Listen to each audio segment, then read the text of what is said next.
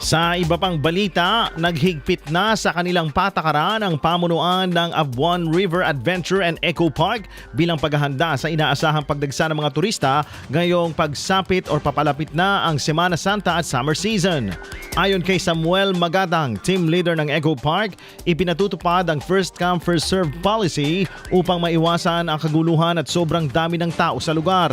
Dagdag pa niya, kung sakaling magkulang ang mga cottages, agad sila magtatayo ng mga tolda upang ma-accommodate ang mga bisita. Nilinaw din ni Magadang na hindi na pinapayagan ng mga turista na magmaneho ng jet ski. Sa halip ay may nakatalaga ng operator para rito matapos ang insidente noong nakaraang taon kung saan naibangga ang jet ski dahil sa kakulangan ng karanasan ng gumamit. Bukas ang Eco Park hanggang alas 10 ng gabi, ngunit ang mga water activities ay hanggang alas 6 lamang ng gabi para sa kaligtasan ng mga bisita.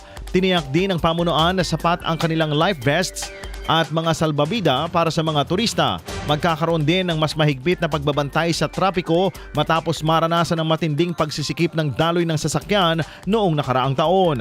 Sa kasalukuyan, hindi pa gaanong dinarayo ang lugar na posibleng dulot ng mataas na presyo ng produktong petrolyo. Gayunpaman, inaasahan ng pamunuan na dadami ang bilang ng mga turista sa mga susunod na araw. Samantala, nasa 300 piso ang cottage para sa 10 hanggang 15 katao, 1,200 pesos naman para sa mga banana boat na may kapasidad na 8 katao at 100 piso kada minuto para sa jet ski. Pinaalalahanan naman ni Magadang ang publiko na sumunod sa mga itinakdang alituntunin ng Eco Park upang matiyak ang kaligtasan at maayos na karanasan ng lahat ng bibisita. Sa ngayon po ma'am, walang reserve ngayon, first come first serve. Kasi pag Semana Santa ma'am, maraming tao. Bawal ti mangan ti karayan, bawal ti uminom ti karayan ma'am. Silang cottage talaga ti pag-inuman ma'am.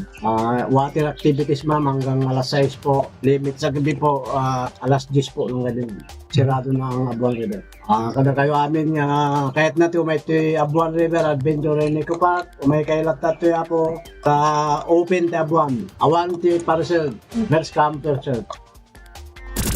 IFM News.